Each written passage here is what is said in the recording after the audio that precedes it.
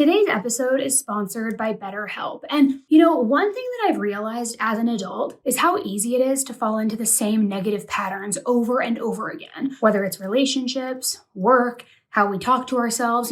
Self-talk is obviously so important. And it's so hard to break those cycles without the right kind of outside support. And therapy has really helped me understand where those patterns come from, how to actually change them, how to acknowledge them, address them, fix them, rather than just recognizing them. And that's why I think therapy is so powerful, because it gives you the tools and the perspective that you may never have found or developed on your own. It's not about weakness. Going to therapy is a sign of strength. It's a sign of wellness, not weakness. And my sponsor, BetterHelp, makes starting therapy so simple. They'll connect you with a licensed therapist who is trained to listen, trained to help you work through whatever you're facing, whatever you're dealing with. And all you have to do is fill out a brief questionnaire, and then you'll get matched like that with a licensed therapist in as little as a couple of days. And get this, you can also switch anytime with no extra cost if for some reason that therapist isn't the right fit for you. BetterHelp even accepts both HSA and FSA cards, making it easier than ever to prioritize your mental health. So go to betterhelp.com/10tolife or click the link in the description and get 10% off your first month. Again, that is betterhelp.com/10tolife.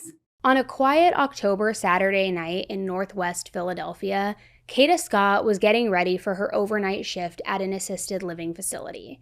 She tied her hair back, she grabbed her bag, she told her family goodbye, and she headed out. Now, Kada was beautiful. She was smart, she was driven, and she was so passionate about her work. But that night, there was some serious tension, because for days, Kada had been receiving very strange, very unwanted phone calls, and I'm talking non-stop.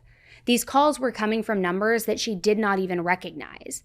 Some came during the day, others during her night shift. And her friends and family said that she had mentioned being harassed by people that she didn't know. She was scared. She didn't understand what was happening. But even though that was happening, Kada still had to live her life. She still had to go to work. She had responsibilities. So she ended up brushing it off as best as she could. She went to work, and she had plans to meet up with someone later that evening, a man that she had actually been talking with for a few days. So she clocked in for her shift at around 10 p.m. But within minutes, her phone was blowing up again. That same number was calling her over and over, and Kada was clearly upset. A coworker actually overheard her when she answered one of these phone calls, in which Kada said, "I can't believe that you're calling me about this shit." Then, a few minutes later, Kada walked outside. Now, when Kada's coworkers realized that she hadn't come back inside, they assumed that she had just stepped away for a few minutes. Maybe she took her break early, maybe she had to take a call, whatever it may be. But the thing is, she never came back. And then, the next morning, she didn't return home. Her family called her phone, but there was no answer. Her car was still parked at her job, but now her phone was off, and nobody could find her. And the events of the next 2 weeks, they rocked Philadelphia and resonated across the country. So who was Kada Scott? And who was the man that she was supposed to meet that night? Who had been calling her? I'm Annie Elise. This is 10 to Life, and let's jump right in.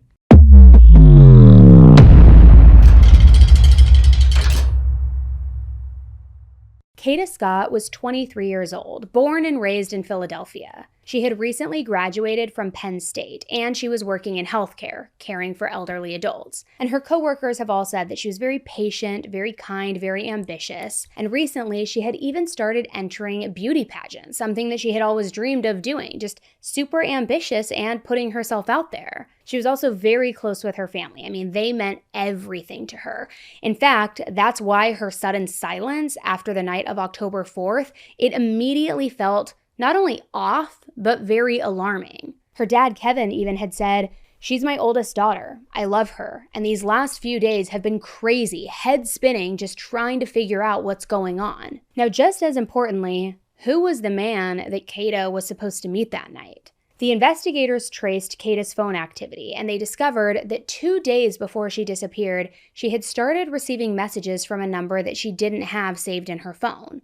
And when she asked this person, who is this? The person replied, "It's Kel." Now, Kel was later identified as Keon King, a 21-year-old from Delaware. And a lot of you have been asking me about this case, asking me to cover it, what my thoughts are on it, and here's the thing. This case is still unfolding. When police first started investigating, they didn't know how or when Kada and Keon first met. There was no clear link between the two of them, no mutual friends, no prior work connections, but cell phone records showed that from October 2nd to October 4th, they exchanged many text messages and many phone calls. And on the night that Kada vanished, Keon was the one who was calling her. In fact, he had called her over a dozen times in less than 30 minutes. And let's get into the exact details because they're very important. At 10:09 p.m. on Saturday, October 4th, after already receiving over 10 phone calls, Kada texted him, "Call me when you're here." Then, 3 minutes later, her phone rang. Then, as we know now, Kada answered that call, she went outside, and she never returned.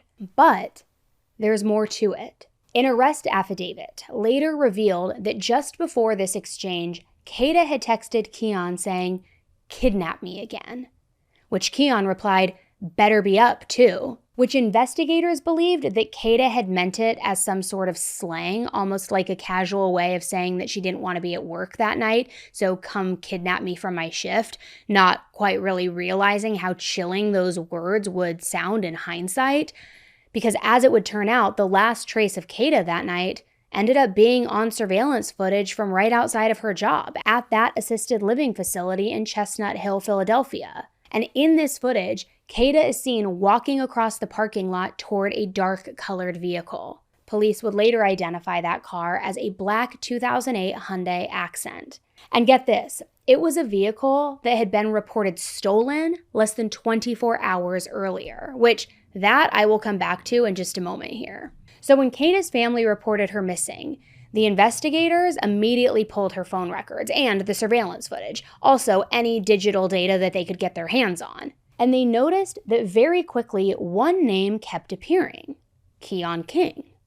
Now at first, Kada's case was treated as a missing person investigation, but within days, the evidence started pointing to something far, far darker. Less than an hour after Kada's disappearance, surveillance cameras captured a car pull into the parking lot at the Aubrey Recreation Center, a very big park about 10 minutes from where that assisted living facility was. And it was the same dark-colored car that Kada was seen in the footage walking toward that evening that she went missing. Then, the next night, on October 5th, it returned again.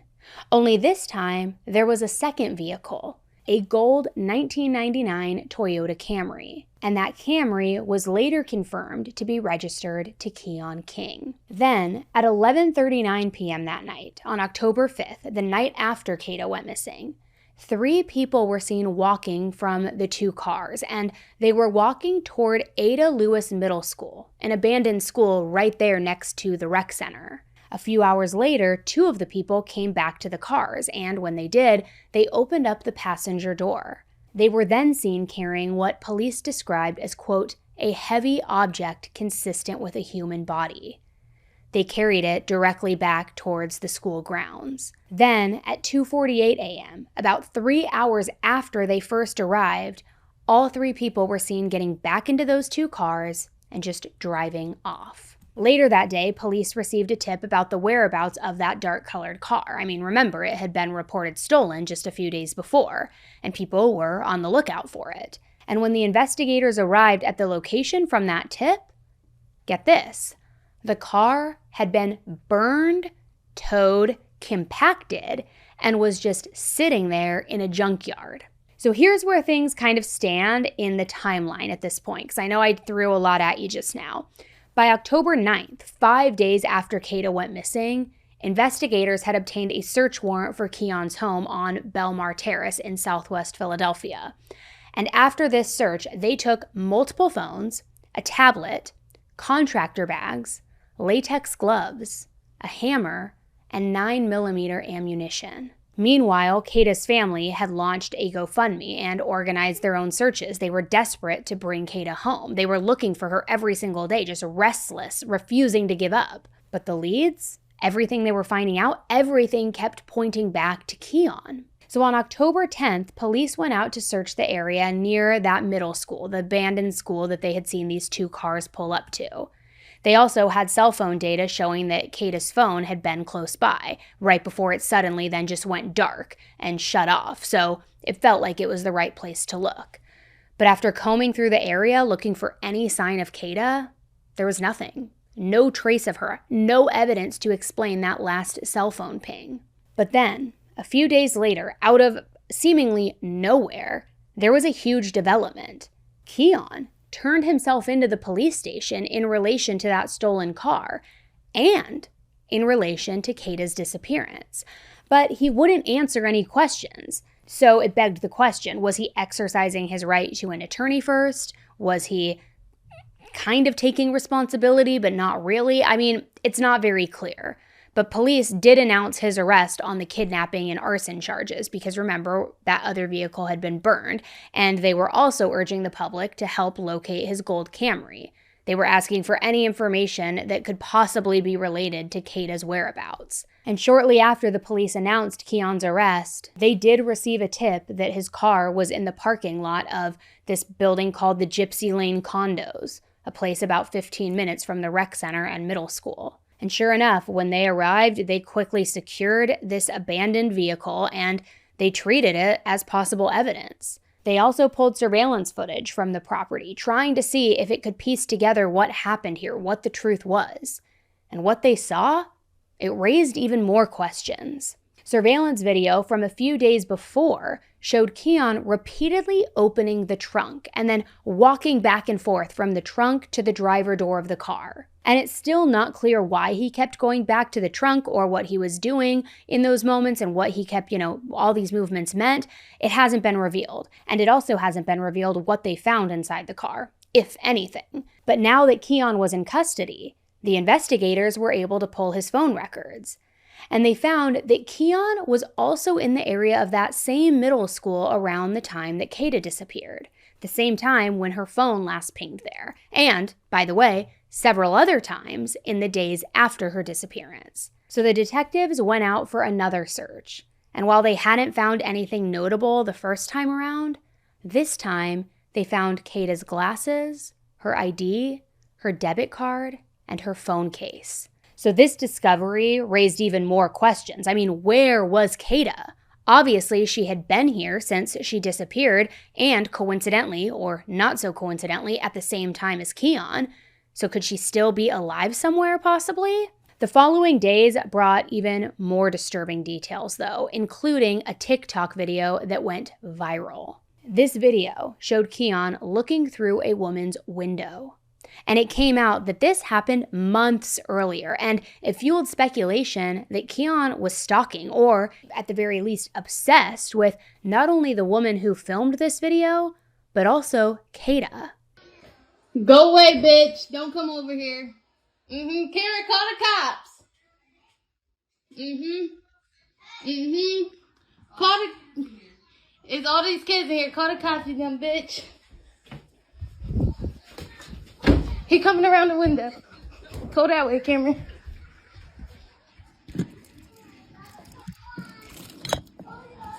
Yeah, bitch, go away. Bye. Go away. Bye. Yep, bye. Bye. Keon out here. Now, at this point, police believed that this was no longer a simple disappearance, and they started calling it a kidnapping investigation. And yet, what happened to Kada after that night and who else might have been involved? It remained a mystery. Until, suddenly, nearly 2 weeks after she vanished, the investigators received what they described as a very specific anonymous tip. Search teams then returned to the wooded area behind the middle school, that abandoned middle school that they had already searched twice before. That same spot, too, that they had surveillance footage of and where Keon's phone had once pinged. And what they found during that search, it changed everything. Hidden deep in the brush behind the middle school was a shallow grave. And inside, they discovered the remains of a young woman. Based on a tip that came in last night through the night, investigators began the process of following up on that tip. this morning, starting around 10 o'clock this morning, following up on that tip. And the tip was very specific that led us back to this location here today, which you all know we were out here earlier in the week doing a little bit of a search. And so based on the investigative information, based on the investigation and what they were following up on that tip today, led us back to this area behind the school, where it's a wooded area. I don't know if any of you have been back there, but it's a wooded area that goes beyond the school. And so we begin to go back into that area where we will locate a shallow grave after being able to remove some of the debris back there, able to locate the body of a human being. All indications at this point is that it's a female. We are not going to confirm at this point that it is Miss Kada Scott, because that has to be done by the medical examiner's office. But we have been in communication with her family as to this process and the fact that we have recovered a human being. The grave was only a few hundred feet from where cameras had recorded those people carrying an object in the middle of the night just a few days earlier. And that object, remember, the one that the police had described as being consistent with a human body. So within hours, the area was completely taped off with crime scene tape. Forensic teams worked all through the day, carefully collecting evidence, and DNA testing was also immediately ordered. And by the next day, the detectives had received confirmation. The remains belonged to Kada Scott. Now, for her family, this news was devastating. They had spent nearly 2 weeks searching, praying, and hoping for a different outcome. And now their search had come to an end, a devastating end. On October 22nd, the medical examiner officially ruled Kada's death as a homicide, and they determined that she had died from a gunshot wound to the head. Following that announcement, prosecutors upgraded the charges against Keon King, adding murder, abuse of a corpse, tampering with evidence, and conspiracy. Authorities also revealed that they believed others may have been involved, but they didn't identify who those individuals were or what roles they may have played in all of this. But it was also confirmed that 2008 Hyundai Accent, that car, the one that had been burned and taken to that junkyard, the same one that had been seen on all of that surveillance footage, it was directly connected to the case. The discovery of Kada's body transformed what had been a missing persons case into a full-scale murder investigation, and it left an entire community in grief and just disbelief. And in the days that followed, just beyond the gates of this abandoned middle school where Kada had been found, hundreds of people gathered to remember her. It was quiet, it was somber, and it was just completely filled with love. Family, friends, neighbors, heck, even complete strangers, they all came together for this community vigil and for a balloon release. They stood there together in this schoolyard, just holding bouquets of flowers, posters, pictures of Kada, and dozens of white balloons, the color that was chosen to honor her life because, according to friends and family, she was an angel. The crowd also shared stories about her, about how she had been kind, driven, and just full of life, and many people spoke about how her story had touched them, even if they didn't know her personally. One woman even said, "That is now our angel. We want the world to know we aren't going to forget Kada Scott. Kada did everything that she was supposed to do as a young woman, but someone decided that she shouldn't live." Now, when it was time, the group counted down together, and then one by one, these white balloons just lifted into the sky, just rising above the trees, over the school, and that same place where her story had tragically come to an end. It was heartbreaking, but it also was very moving and very powerful because the community really stood together, refusing to let Kada's light fade away and promising that Kada would never be forgotten. Carrie Green remembers the first day she met Kada Scott. Say her name! Kada Scott! She is one of the many heartbroken Philadelphians who gathered this afternoon for a candlelight vigil to remember the young woman. Scott's body was found over the weekend near a vacant middle school in Germantown after her disappearance on October 4th. We pray and lift before you. Dozens of people gathered to pray, place candles, flowers, and gifts, including her Aunt Donna. Thank you for not giving up. And even though this is the worst thing that we could have possibly hoped for, we were able to get our baby back.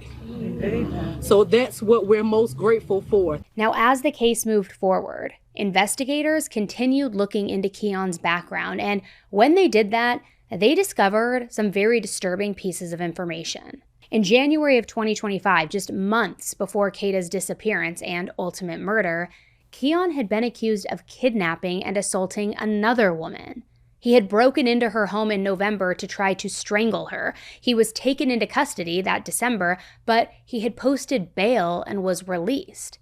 Then he came back to her house, this time with a gun, in January so that he could kidnap her and assault her again. So because of that, another warrant was issued for his arrest. But get this, he appeared in court 2 times right afterwards, both times for the strangulation incident, and both times he walked right back out because nobody realized that he was also wanted for the kidnapping, which he could have been taken into custody at any time, or at the very least had his bail increased to keep him in jail. Then in February, the charges from that first incident were dropped, and that was after the victim failed to appear in court. And even though there was video of this attack, Keon wasn't charged for the kidnapping incident, not until April when he once again randomly turned himself in and then posted bail again. Which, what's with this guy and turning himself in? It's like, maybe if you feel like you have to keep turning yourself in, don't do anything to have to turn yourself in over, right? Sure enough, the next month, the victim didn't show up at the hearing, so the kidnapping charges were also dropped. So now, the detectives are reopening that original case in light of Kada's disappearance and murder. But it all points to a very deeply troubling picture, a pattern that might have gone unnoticed and mishandled until it was too late. The rest of the details, of course, will come out in court, but the details that we do know, they paint a very haunting picture. Kada's family is continuing to fight for justice and for every answer about what happened in the final hours of her life. What was the motivation here? Was it a thrill kill? Had he been stalking and always wanted to kill some random woman? Like, what was going on here? And Kada, she was a caregiver. She was a dreamer. She was someone who spent her life helping others, never imagining that danger was literally waiting for her outside her workplace that night. It's awful to think about and so scary to think about. So we are following this one closely. I will certainly keep you updated as we learn more because I imagine too, the other 2 people who are on that footage, where are they in all of this? Why haven't they been arrested? Will Keon flip on them? What's going on here? Was this all a group thrill? Like, what's happening? So I'm going to follow this one very closely, and I want to thank you for watching because I know that this case was certainly a heavy one to discuss, but I also want to hear your thoughts. Have you heard any other information about this case? I wanted to keep it very much like fact versus speculation, but let me know in the comments what you've heard or what you think. Also, take a quick second, subscribe if you haven't already so that you don't miss any future episodes, and give this video a quick like or share it with a friend who has been following this case or who is into true crime as well. All right, guys, thank you so much for tuning in to another episode, and until the next one, stay safe.